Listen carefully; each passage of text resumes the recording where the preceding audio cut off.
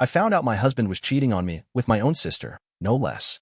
After that, I divorced him and cut off contact with my whole toxic family. Didn't look back. Fast forward a few years, and life shifted again. I'm now married to Zachary. He's 32, and we've been together for 6 solid years.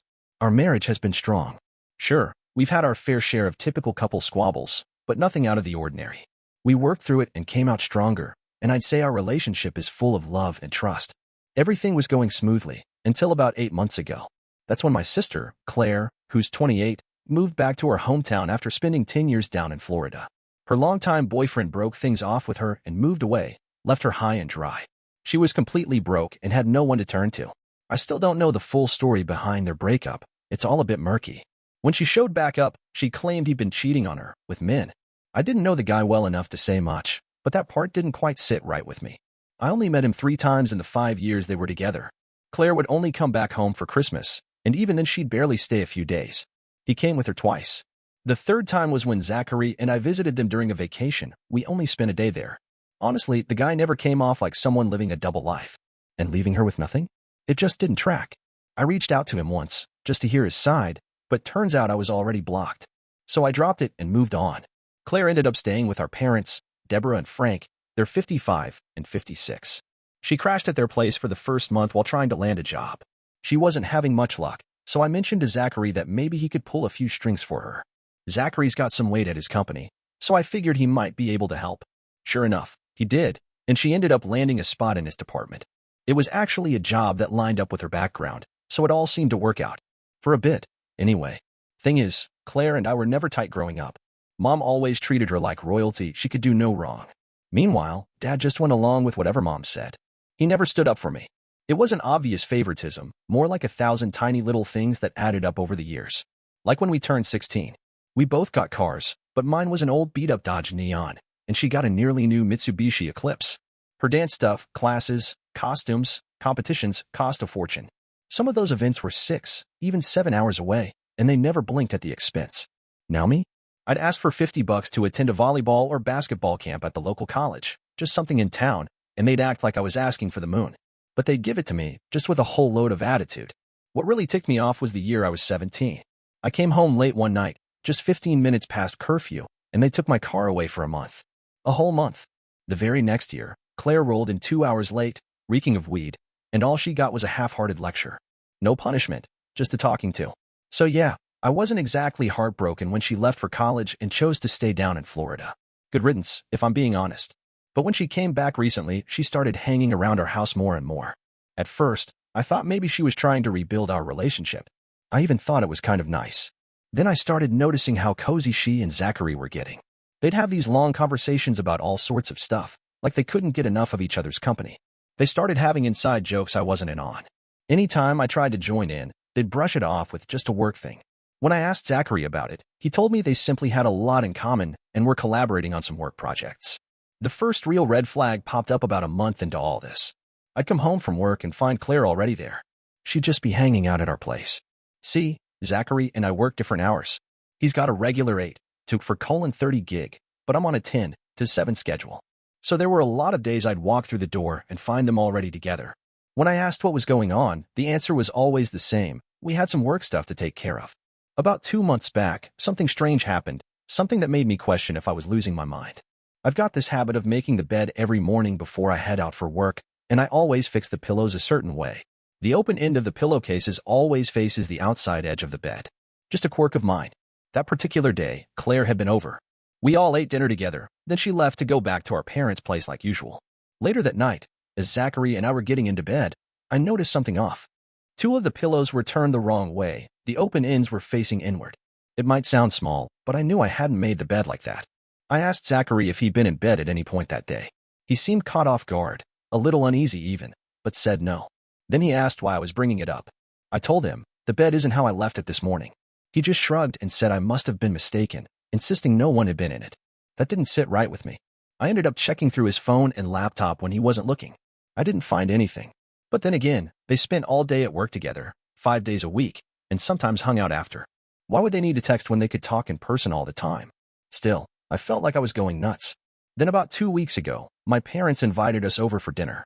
Everything was fine. Just a normal evening, until I saw something that stopped me cold. Zachary was walking past Claire, and she reached out and gently grabbed his arm. He turned toward her, and she leaned in and whispered something. Then, for just a second, they touched foreheads. It was quick, but intimate. Zachary pulled back fast and kept walking. Claire, on the other hand, just glanced at me, smiled like nothing happened, and went back to whatever she was doing. I'm not dumb. That moment screamed red flags, piled up on top of all the others. But still, I didn't want to believe it.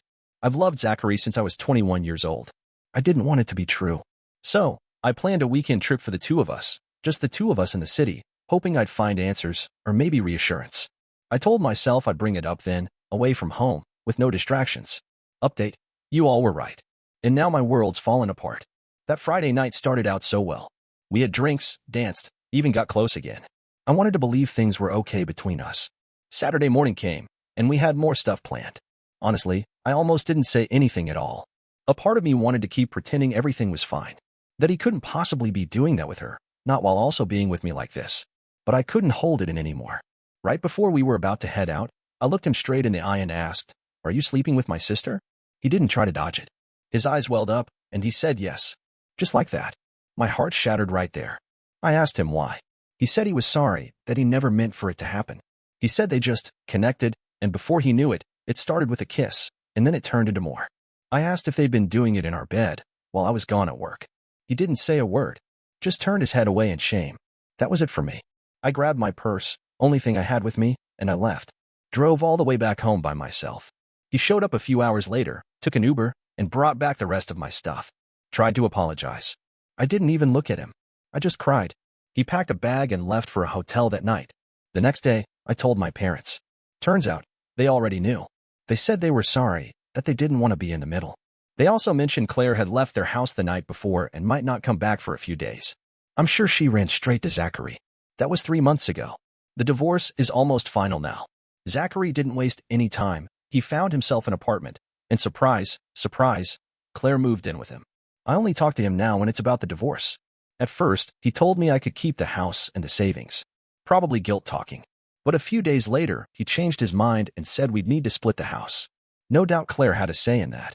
Luckily, I'd already transferred all the money from our savings into a new account. So there was no battle there. Still, just like that, 9 years of my life vanished. Gone. He has no idea what kind of mess he signed up for. Claire is a narcissist. She'll chew him up and spit him out when she's bored. And if that wasn't enough, she's been unbelievably cruel through all of this. Just a few days after I found out, she tagged me in a Facebook photo, some cutesy selfie of the two of them, with Zachary kissing her cheek from behind. The caption read, "Feeling loved." It made me sick. I logged out of my account and deleted the app right then and there. An hour later, she texted me. "Sorry, sis. Didn't mean to tag you. No hard feelings. Hope we can still be close. You'll meet your soulmate someday too." That was the last straw. I blocked her on everything. Every platform I could think of. I never want to hear from her again. My parents didn't exactly step up either. At first, they pretended to be supportive, like they were on my side. But when I told them I was cutting off all contact with Claire and Zachary, my mom just looked at me and said, "I'm sorry this happened. It shouldn't have gone down like this. But your sister deserves to be happy too. You'll find someone else, and we can all move past this." That crushed me. I told them about the Facebook post Claire tagged me in, and the disgusting text she sent afterward. My mom's response: "Well, you shouldn't be on that stuff anyway." My dad, he just sat there the whole time, like a statue. I asked him once, just once, what he thought about all this. He said, "I agree with your mother," and then left the room without another word. So that was it. I went full no contact with them too. I put the house on the market and started planning my exit. I decided I was moving to another state, and I wasn't telling anyone in the family where or when. As far as they're concerned, I vanished. That was the plan, and I stuck to it. I was done with every last one of them. I honestly wish them all the worst. Update. Hi again. I know it's been 4 years since I last posted, but a lot has happened, and recently, something big went down. First, let me catch you up on me. I'm engaged now. It took a long time and a lot of therapy to get to where I am. After I moved out here to Minnesota and got settled, I tried dating almost right away. Big mistake. Went on one halfway decent first date, only to quickly discover the guy was an insufferable jerk. I remember walking away from that thinking, yeah, men are canceled. That's when I realized I needed help, and I got into therapy, serious therapy. I had so much pain to unpack. The betrayal from Zachary and Claire, the way my parents turned their backs on me, all of it. It was one of the hardest years of my life, but it was also the beginning of healing. And then, after all that hard work, I met Tyler. He's 37. And yeah, I know, same first name as my dad. Weird, right? But believe me, the similarities stop there. Tyler is incredible. He's a chef, and he co-owns a successful restaurant and bar with his twin brother, Ethan. I feel lucky to have him. He's patient, grounded, and kind in all the ways I never thought I'd find again. I'm so excited to start this new chapter with him. Anyway, enough about me. Let's talk about the audacity of my family. About 9 months after I moved, I was still deep in no-contact mode. I never told any of them where I'd gone. Only a couple of close friends and a few trusted cousins knew my new address. One day, I come home to find something in my mailbox, a wedding invitation. Yep, Zachary and Claire were getting married. Inside the envelope was this cringeworthy photo of them hugging in a sunflower field, like they were in some cheesy country music video. But that wasn't all. There was also a handwritten letter from my parents. The tone? Pure guilt-tripping. "You need to forgive," it read. "We know things didn't happen the way they should have, but we're family, and families work through problems." And, get this, they claimed Claire wanted me to be a bridesmaid, just like she was for me. What? The actual hell? That letter ripped open wounds I'd spent nearly a year trying to close. I spiraled. My therapist got a lot of extra hours from me during that time. These days, I can laugh about it. But back then, it gutted me. I never responded. Instead, I quietly figured out which cousin had leaked my address and cut them off too. Now let's get to the most recent madness. Just last week, Zachary, yes, Zachary, showed up at my apartment. Out of nowhere. He looked good, like he'd gone out of his way to look presentable. Shaved, clean clothes, like this was some kind of job interview. I opened the door and just stared at him. "What do you want?" I asked. He sighed. "I just want to talk. I'm so sorry for everything. Claire and I are getting a divorce. She cheated on me throughout our entire marriage. I don't expect you to take me back, but I thought we could talk. Maybe get some closure, for both of us." I blinked. Twice. He had completely lost his mind. I looked him square in the eye and said, "No." Then I let it rip. "You get no closure. You chose your path. You made your bed. And now you get to lie in it, alone. Did you really think the golden girl, who's had more traffic than a cheap motel, was going to suddenly put up a no vacancy sign just because you put a ring on it? You're even dumber than I thought. I forgive nothing. I want nothing from you. I don't care what happens to you. I'm better off now, and I always will be." Then I turned around, walked back inside, and locked the door behind me. Right away, I called my landlady. She's this sweet older woman, and we've grown close over the past few years. She knows about everything. Zachary, the betrayal, all of it. I told her he was outside. A few minutes later, her two nephews, who helped manage the property, were at my door. They told Zachary he was trespassing, and if he ever came back, the police would be called. He was added to the banned list on the spot. I was so hoping that would be the end of it. But of course, it wasn't. These days, I've got a pretty easy 9 to 5. Nothing fancy, but it's steady and keeps the bills paid. Because of that schedule, I find myself at the restaurant almost every night. Tyler is usually managing, and while I don't hover or get in the way, I like to be there, just soaking up a little time with him in between his rounds. The staff have all become friends, more like family really. A bunch of them are Tyler and Ethan's relatives, and they treat me like I belong. It's the kind of warm, genuine family vibe I never had growing up. Then came the next unexpected twist. It was a slow Tuesday evening. I was sitting at my usual table when Zachary strolled in, like he had every right in the world to be there, and plopped himself down across from me. No hello. No warning. Just sat. I felt my stomach turn, but before I could even react, Tyler was already at my side. He recognized Zachary right away from the photos I'd shown him. Zachary extended his hand to Tyler like this was some kind of cordial meet and greet. Tyler just looked at it, then looked at me. "You want me to kick him out?" he asked. "Not yet," I said, calm as I could manage. "I've got a question or two." And wouldn't you know it, Zachary perked up, like he'd just scored some kind of small victory. Like he thought this was progress. "What a delusional tool." I asked, "What happened with you and Claire?" I'll admit it, I wanted to know. Call it morbid curiosity. The kind you hate yourself for but indulge anyway. He said Claire had been cheating. Not just once, but multiple times. At least 2 married men, he claimed. Shocker. I guess old habits don't just die hard, they reincarnate. "It was a tough time for me," he said, sounding like a bad actor in a C-list drama. I rolled my eyes so hard I saw my brain. "You're not that dumb. Did you at least protect yourself financially? Or did she walk off with half your crap?" He actually smirked. I stuck it out almost another year after I found out. Claire had squirreling money away, sold some assets. In the end, she got a fraction of what she would have. Classy. "And where is she now?" I asked. He hesitated, then said it. She moved back in with your parents. That, that right there was the cherry I'd been waiting for. Again, I asked, pretending to be shocked, then smiled. That's all I needed. You can go now. Tyler didn't miss a beat. You heard her. Out of my restaurant, Zachary. But of course, Zachary couldn't leave with a shred of dignity. But I just want. No forgiveness. No closure. I just wanted to hear that my freeloading sister is back to mooching off mom and dad. I cut him off. That was it. Get out. Tyler stood tall and pointed toward the exit. The bartender and two of the waitstaff had stopped what they were doing and were glaring at Zachary like they were ready to throw him out physically if needed. Zachary finally got the hint, tucked his tail, and walked out. Tyler called after him, and if you ever come back. Yeah, Zachary grumbled. I know. Cops. Trespassing. After he was gone, nearly everyone working that night came over to check on me. It was sweet and kind of embarrassing. Word got to Tyler's parents, and they called me right away, insisting I stay at Tyler's place for a few days, just to be safe. They didn't ask. They demanded it. And honestly, it felt good to be looked after like that. Protected. Loved. I never heard from Zachary again. And hopefully, I never will. Update. Hi again, everyone. I wasn't expecting to post again, but, well, life happens. Let's start with the good stuff.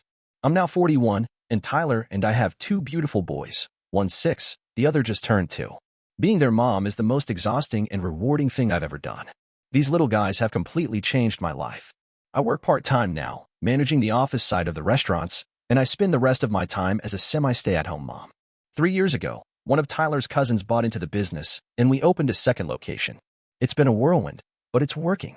The three of them, Tyler, Ethan, and their cousin, split responsibilities across both places, and they've managed to keep everything thriving while still carving out personal time. Side note, I'm pretty sure I got pregnant the first time around during those few days Tyler's parents insisted I stay with him after Zachary's surprise visit. His folks now joke that it was all part of their plan, like they conjured up grandkids through sheer willpower. Now for the less pleasant part. After everything with Zachary, I knew it was only a matter of time before someone else from that side of my past showed up. I was cautious. I stayed off social media for a long time. But after a while, once I felt grounded, safe, supported, I dipped a toe back in. I stayed no contact with almost everyone from my old life. My parents, my sister, extended family too. But I knew if they really wanted to find me, they would. And sure enough, not long after our first son was born, I got a message. From my mother. It was half-assed, like everything else she does. She offered some lukewarm apology, tossed out a line about forgiveness, and then asked how her grandson was doing. Her grandson? Nope. I was going to just block her. That was the plan. But that line, her grandson, lit a fire in me. So I replied, You do not have any grandchildren. I am not your daughter. And therefore, my children have no relation to you. If you want grandkids so bad, I wrote, maybe tell Claire to get out there and do what she does best. And with that, I blocked her. Of course, that didn't stop her. She made new accounts, tried slipping through cracks with fresh usernames and fake photos, but I deleted every request and ignored every message. It went quiet for a while, until recently, when everything started up again. Only this time, it wasn't just 1 or 2 messages, it was a flood. Requests, emails, DMs, even old family friends reaching out. Curiosity got the better of me. I read a few. It was the same tired sob story, how they missed the kids, how they wanted to make amends, how family was all that really mattered now. But I wasn't moved. I had no intention of letting them back into my life. They were a closed chapter. Burnt bridge. Whatever metaphor you want, door slammed, locked, and bricked over. Then came the part one wasn't expecting. Claire started reaching out. She wasn't saying much, just that she really wanted to talk. Repeatedly. For 3 weeks straight. Finally, I agreed to a Zoom meeting. Just me, no Tyler, no kids. I wasn't going to give them anything they could use. Not even a glimpse. As soon as the call connected, it started. They asked to see the kids. Begged, really. I shut it down. No, I said. They have 3 grandparents, Tyler's mom, dad, and grandma. That's all they need. Still, I could tell something was off. Claire looked rough, like she hadn't slept in days. My parents looked older than I remembered, tired, worn down, like life had been chewing on them. They started with apologies. One by one. Claire said she regretted what she did, that she missed having a sister. I almost laughed at that. My mother launched into her usual performance, something about family and unity and looking out for each other. When she was done, I just stared at them. That's it. I asked, I'm going to go. That's when they panicked. All the fake niceties fell away, and the real reason surfaced. Turns out, Claire's kidneys are failing. Has been for a while now. She needs a transplant, and apparently, They'd been trying to get in touch with me because I was the most likely match. I stared at them through the screen. "This is why you called me?" I asked slowly. "You want me to save her? After everything she did? My husband wasn't enough. Now she needs a piece of my body, too? My mother lost it." "Stop being like this," she snapped, her voice cracking. "That was a long time ago." She started crying. "I get it. You hate us. But she's dying. She won't make it much longer without a donor. Is that what you want? I know she hurt you, but just this once, can we let that go?" I didn't say anything. I just sat there, watching. Then, surprisingly, my dad spoke up. "Look," he said, "we're sorry. For all of it. But we've got problems. Medical bills. We're barely hanging on. Your mom and I aren't as young as we used to be. If you could just come back to Missouri, see if you're a match." He trailed off, but I got the picture. "You need my kidney and my money," I said flatly. "Don't put it like that," he mumbled. Claire jumped in, her voice barely above a whisper. "Please, just come home. I need my big sister. I don't want to die. Just come get tested. If you're not a match, we'll leave you alone forever. I swear." I told them I'd think about it. Do some research. I'd let them know tomorrow. After ending the call, I went straight to Tyler. Told him everything. He looked me right in the eye and said, "Whatever you decide, I'm behind you. 100%. Then he asked if we should all go as a family or if maybe just he should come with me. I shook my head. "No," I told him. "I'm going alone." I let them know I'd get tested here in Minnesota. If I was a match, I'd go there, and we could talk about what comes next. A week passed, and then the results came in. Perfect match. Claire and I are a genetic bullseye. I agreed to head back to St. Charles. By the time I got there, Claire had already been admitted to the hospital. Her condition had taken a turn. That saved me from having to dodge dinner invitations or fake politeness. I wasn't there for small talk or second chances. I had no interest in playing nice with people who only remembered I existed when they needed something. Of course, my parents didn't waste any time. Even in the hospital, they were asking if I'd thought about helping them catch up financially. Like they just deserved it. Like I owed them something. They managed to get Claire stable. I met with the transplant doctors. They were kind, professional. They walked me through all the details, the risks, the logistics. I told them I'd prefer to have the conversation with everyone present. So we all gathered in Claire's hospital room. My parents were already there, sitting stiff and hopeful. The doctor began laying it all out. Claire had maybe 6 months without a transplant. Maybe. They stressed what a rare, perfect match I was, how unlikely it would be to find anyone else even close. The sooner we scheduled the surgery, the better her odds. Everyone was quiet. The room felt heavy, like the walls were leaning in. I walked over to her bed and took her hand. She looked up at me with those big brown eyes I used to recognize when we were kids. And I said, softly but clearly, "Did you hear that? I'm a perfect match. That means I'm basically the only person who can save your life." She blinked, like maybe she thought this was the moment I'd forgive her. Like this was some kind of redemption arc. But I wasn't done. And I'm not going to. You were the most vile, selfish, narcissistic piece of gutter trash I've ever known. I came here for one reason, and it wasn't to save you. It was so you'd know. The only person who could keep you alive is the person you betrayed the most. And now? You get to live. Well, die with that. Claire burst into tears. My parents turned on me instantly, voices rising, faces red. But I looked right at them and said, "Don't even speak to me. And don't ever ask me for a damn thing again." I turned toward the door, then paused. The only money I'd ever spend on either of you would be for a cremation. On one condition, that I get the ashes. So I can dump you in the filthiest toilet I can find. And that was it. I walked out of that room and didn't look back. Now I'm home again. My real home. With Tyler, with our kids, with the family that chose me. The only people who've ever truly loved me. And I couldn't be happier.